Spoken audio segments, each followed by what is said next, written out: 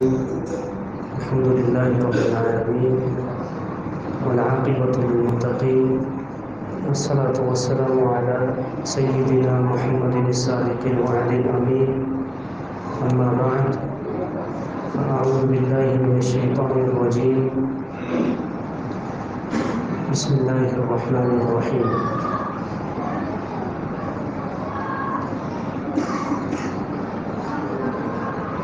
ألهاكم التكاثر حتى زرتم المقابر.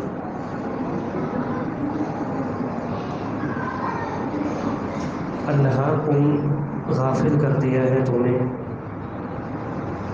التکاثر کثرت کی طلب نے، حتیٰ یہاں تک کہ زرتم تم نے زیارت کی، المقابر قبروں کی.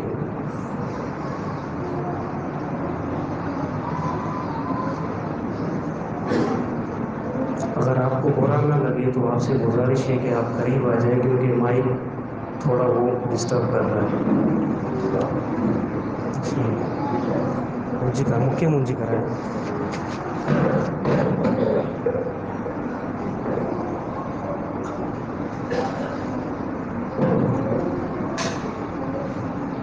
یہ اماں پارا کی چھوٹی صورتوں میں سے ایک صورت ہے. کل اس کے بارے میں مختصر آپ کے سامنے یہ بیان ہوا کہ یہ صورت مکی صورت ہے، یعنی ہجرت کے بعد یہ نازل ہوئی ہے، وہ ہجرت سے پہلے نازل ہوئی ہے. مکی وہ صورتیں ہیں جو ہجرت سے پہلے نازل ہوئی ہیں، اور مدنی وہ ہیں جو ہجرت کے بعد نازل ہوئی ہیں. بعض علماء کا یہ کہنا ہے کہ یہ مدنی ہے، لیکن میں نے آپ کے سامنے یہ بات بیان کی تھی کہ یہ مکی ہے.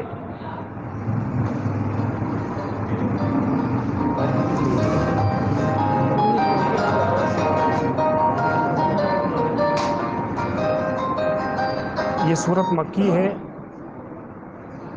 اس کی وجہ یہ ہے کہ اس میں جو اسلوب ہے وہ ڈانٹ کا اسلوب ہے، اور مکی صورتوں کی ایک نشانی یہ ہے کہ ان کا جو اسلوب ہوتا ہے اس میں ڈانٹ ڈپٹ ہوتی ہے. اس میں ڈانٹ ڈپٹ ہے، اور مکی صورتوں کی آیتیں چھوٹی ہوتی ہیں تو اس کی آیات چھوٹی ہیں. تو یہ اس بات کی دلیل ہے کہ یہ صورت مکی صورت ہے. اس کی 8 آیات ہیں. سب سے پہلی بات اس صورت کے بارے میں یہ ہے کہ اس کے شان نزول کے بارے میں بعض اہل علم نے ایک بات ذکر کی ہے، لیکن وہ غیر مناسب ہے. وہ بات یہ ہے کہ قریش کے 2 قبیلے تھے، ایک بنو عبد مناف اور دوسرا بنو سہم. انہوں نے اپنے قبیلوں کے افراد کی تعداد پر ایک دوسرے پر فخر کیا. ایک قبیلے والے نے بولا کہ دیکھو ہمارے بندے اتنے اتنے ہیں. دوسرے قبیلے والوں نے کہا کہ دیکھو ہمارے بندوں کی تعداد اتنی ہے. یہیں پر ہی وہ نہیں رکے تفاخر اور فخر کرنے میں اور کثرت جتانے میں، بلکہ انہوں نے کیا کیا، قبرستان کی طرف رخ کیا اور اپنے مردوں کی بھی تعداد گنوائی. ایک قبیلے نے کہا کہ دیکھو ہمارے اتنے اتنے فوت ہونے والے ہیں، ان کی تعداد اتنی ہے. دوسرے قبیلے والوں نے کہا کہ ہمارے مردوں کی تعداد اتنی ہے. یعنی ایک دوسرے پر کثرت جتانے لگے. اسی کا ذکر اللہ تعالیٰ نے کیا کہ تمہیں کثرت کی طلب نے اصل مقصد سے غافل کر دیا، یہاں تک کہ جب زندوں پر تم نے اکتفا نہیں کیا تو حتیٰ زرتم المقابر، تم لوگوں نے قبروں کی طرف رخ کیا اور اپنے مردوں کی تعداد گنوائی اور ایک دوسرے پر کثرت جتائی تم لوگوں نے. لیکن یہ معنی درست نہیں ہے. اصل معنی یہی ہے کہ اللہ تعالیٰ انسان کے اندر جو ایک کیفیت ہے، ایک اس کے اندر جو فطری محبت ہے، اس کی طرف انسان کی توجہ دلا رہا ہے. اور اللہ تعالیٰ یہی پیغام دے رہا ہے کہ کرنے کا کام کیا ہے، تمہارے حالتیں کیا ہیں، اپنی حالت تبدیل کر کے اصل مقصد کی طرف توجہ کرو. اللہ تعالیٰ نے پہلی آیت میں فرمایا کہ الہاکم التکاثر، یہ جو فعل ہے اللہ، یہ ماضی کا صیغہ ہے، اس کا روٹ ورڈ ہے لام، ہا اور واو۔ جیسا کہ ہم اکثر سنتے رہتے ہیں کہ یہ دنیا تو کھیل تماشا ہے، جو قرآن کریم کے آیات ہیں، انما الحیات الدنیا لہو و لعب۔ یہ لہو جس کو اللہ تعالیٰ کہہ رہا ہے کہ اللہ کو غافل کر دیا تمہیں، لہو کا لفظی ترجمہ ہوتا ہے کہ کسی ایسے کام میں مصروف ہو جائیں کہ اصل مقصد سے آپ کی توجہ ہٹ جائے، اس کو لہو کہتے ہیں۔ یہی اللہ تعالیٰ کہہ رہا ہے کہ اللہ کم، تمہیں اصل مقصد سے پھیر دیا ہے۔ کس چیز نے؟ التکاثر، کثرت کی طلب نے۔ اب دیکھیں اس آیت کا ترجمہ میں آپ کے سامنے بیان کرتا ہوں، دو چیزیں اس میں ذکر نہیں ہیں۔ اللہ تعالیٰ یہ کہہ رہا ہے کہ الہاکم التکاثر، تمہیں غافل کر دیا ہے کثرت کی طلب نے۔ کس چیز کی کثرت کی طلب؟ کثرت کس چیز کی؟ اس کا ذکر نہیں ہے۔ اور تمہیں غافل کر دیا ہے کس چیز سے؟ اس کا بھی ذکر نہیں ہے۔ جس چیز سے غافل کر دیا ہے تمہیں وہ معلوم ہے، وہ کیا ہے؟ وہ اللہ کا قرآن ہے، اللہ کی کتاب ہے، اللہ کا دین ہے، اللہ کی ذکر ہے، اللہ کی اطاعت ہے، اللہ کی عبادت ہے۔ اس چیز سے تمہیں غافل کر دیا ہے۔ کس چیز نے؟ التکاثر، کثرت کی طلب نے۔ کثرت کس چیز کی؟ اس کا اللہ نے ذکر نہیں کیا۔ مال کی کثرت یا اولاد کی کثرت، تجارت کی کثرت، افراد کی کثرت یا تمہاری جائیداد کی کثرت، کسی کا بھی اللہ نے ذکر نہیں کیا، بلکہ عموم پر رکھا ہے کہ وہ کثرت کسی بھی چیز کی ہو سکتی ہے۔ ہر انسان اپنا جائزہ خود لے کہ وہ کس چیز کی کثرت میں زیادہ ہے۔ اس قدر زیادہ ہے کہ اصل مقصد سے اس کی نظریں پھر گئی ہیں۔ دیکھیں انسان کے اندر فطری محبت کا میلان ہے، فطری محبت۔ اللہ تعالیٰ نے انسان کے اندر فطری محبت رکھی ہے کہ وہ دنیاوی نعمتوں میں بڑی رغبت رکھتا ہے، بڑی رغبت رکھتا ہے۔ اور یہ جو فطری محبت ہے نا، اگر یہ حرص میں تبدیل ہو جائے، دیکھیں بیوی انسان کو اچھی لگتی ہے، اولاد اچھی لگتی ہے، مال اچھا لگتا ہے، مال سے انسان اپنی ضروریات پوری کرتا ہے۔ اگر آپ کے پاس مال نہ ہو تو آپ بیکاری بن جائیں گے۔ اللہ تعالیٰ سب کو محفوظ رکھے، دوسروں کے سامنے ہاتھ پھیلانا پڑتا ہے۔ مال ضرورت کی چیز ہے، انسان کو محبوب ہے، اس میں کوئی بری بات نہیں ہے۔ بیوی بچے ہیں، انسان کی ان کے ساتھ انسیت ہوتی ہے، ان کے ساتھ رہن سہن ہوتا ہے، کیوں محبت نہ ہو؟ فطری محبتیں ہونی چاہیے، بری چیز نہیں ہے۔ جائیداد ہے، تجارت ہے، یہ ساری چیزیں انسان کے لیے ضروری ہیں، اس لیے اللہ تعالیٰ نے انسان کی فطرت میں ان کی محبت رکھی ہے۔ لیکن یہ محبت جب حرص میں تبدیل ہو جائے نا، تب یہ نقصان دہ ہے، کیونکہ جب محبت ان فطری چیزوں کی، فطری نعمتوں کی محبت اگر حرص میں تبدیل ہو جائے، پھر اس کی کوئی انتہا نہیں ہوتی، اس کی حد نہیں ہوتی کہ انسان کہاں پہ جا کر رکتا ہے۔ کیونکہ رسول اللہ صلی اللہ علیہ وسلم کا فرمان ہے صحیح بخاری میں، آپ نے فرمایا کہ اگر آدم کے بیٹے کے لیے 2 سونے کی وادیاں ہوں تو وہ ان پر بھی اکتفا نہیں کرتا، بلکہ لابتغى ثالثاً، تیسری کی تلاش میں لگ جاتا ہے۔ وجہ کیا ہے؟ یہ حرص ہے۔ اگر انسان کے اندر حرص پیدا ہو جائے تو پھر اس کی انتہا نہیں ہوتی، وہ کہیں پر بھی رکتا نہیں ہے۔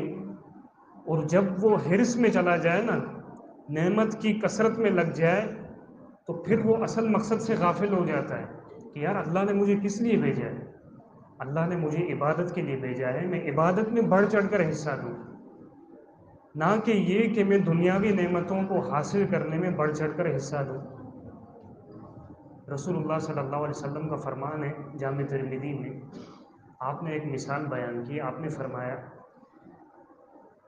2 اگر بھیڑیے ہوں، بھوکے بھیڑیے، ایک بکری کا ریوڑ ہو، اگر ان 2 بھیڑیوں کو بکریوں پر چھوڑ دیا جائے تو وہ کتنا نقصان مچائیں گے؟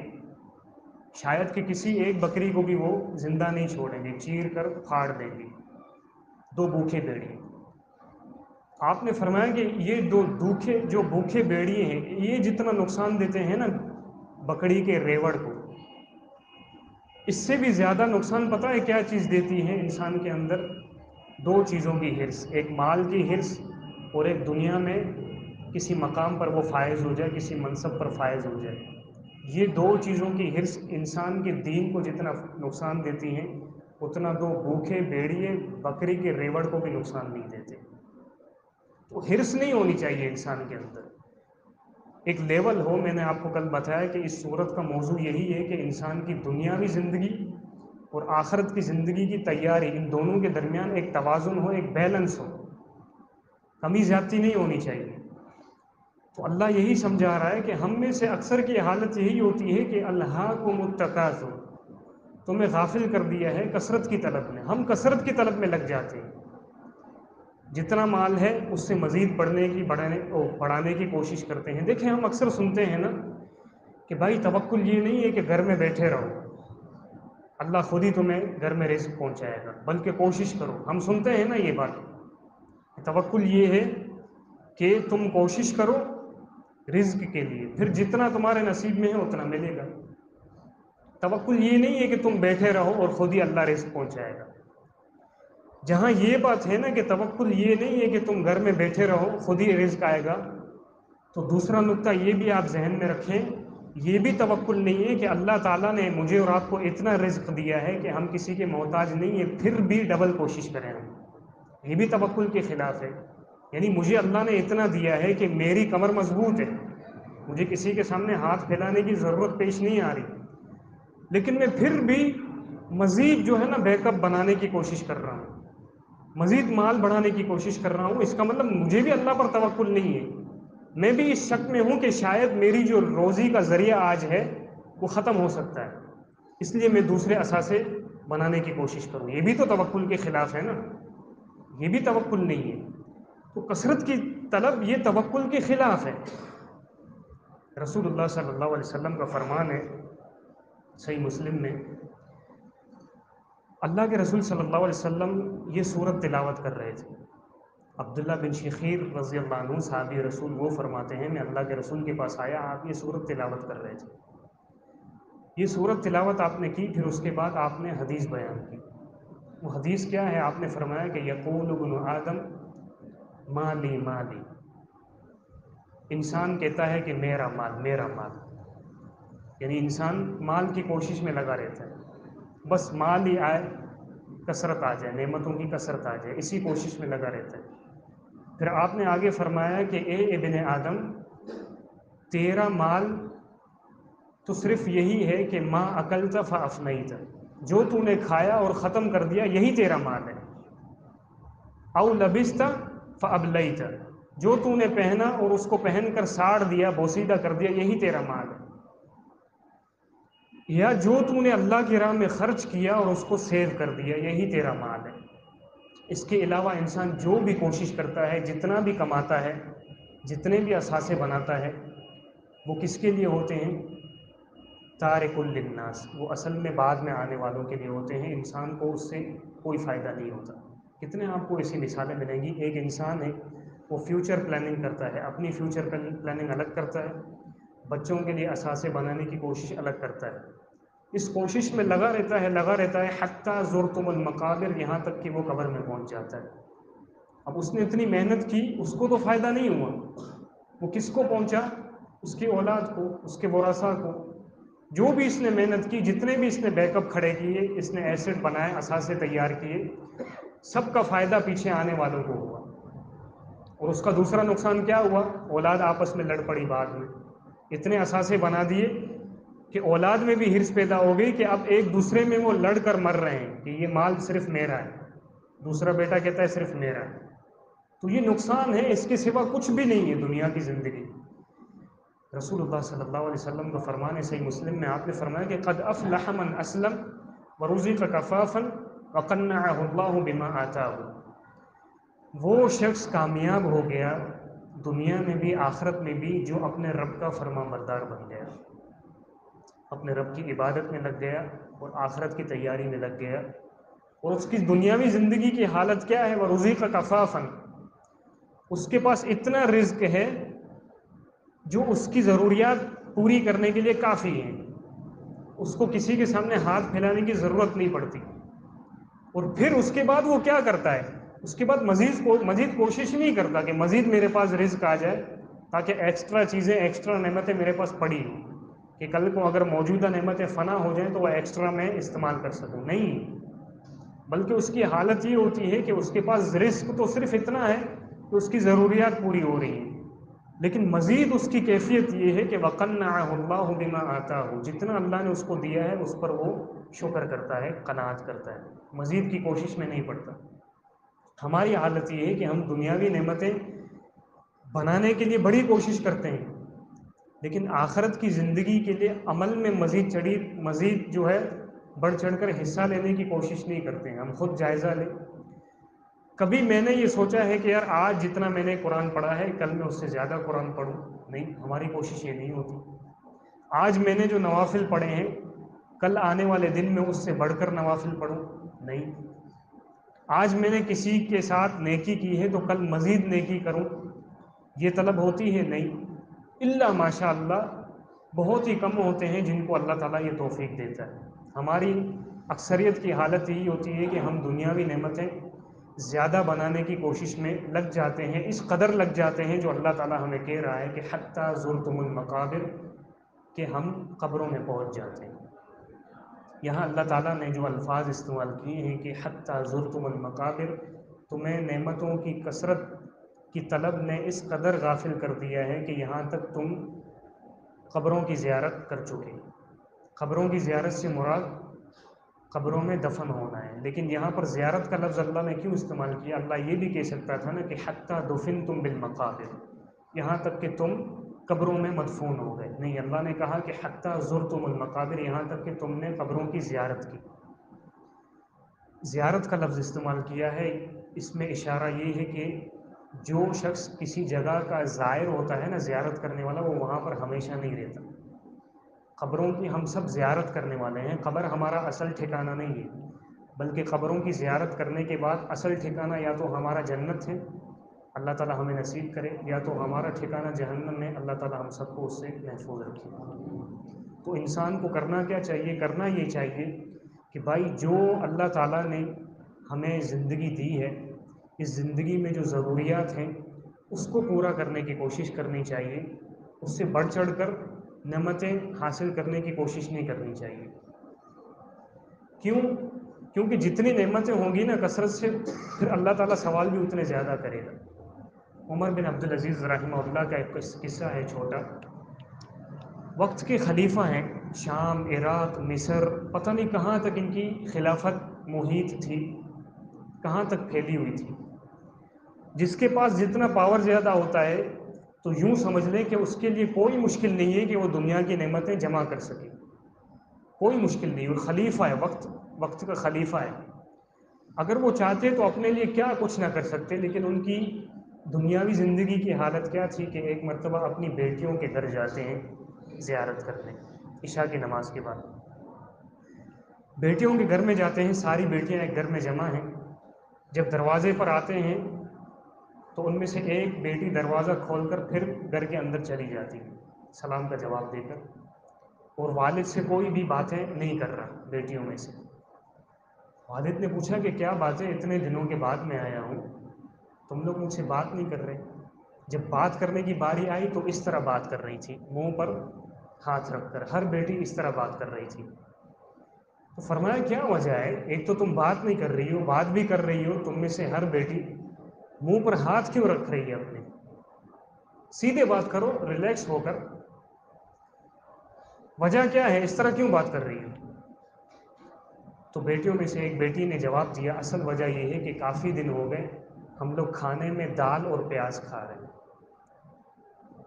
پیاز کھا کھا کر ہمارے منہ میں بدبو آ گئی ہے، تو ہم نے سوچا کہ ایسا نہ ہو کہ ہم آپ سے کلام کریں اور ہمارے منہ کی جو بدبو ہے آپ کو تکلیف پہنچائے.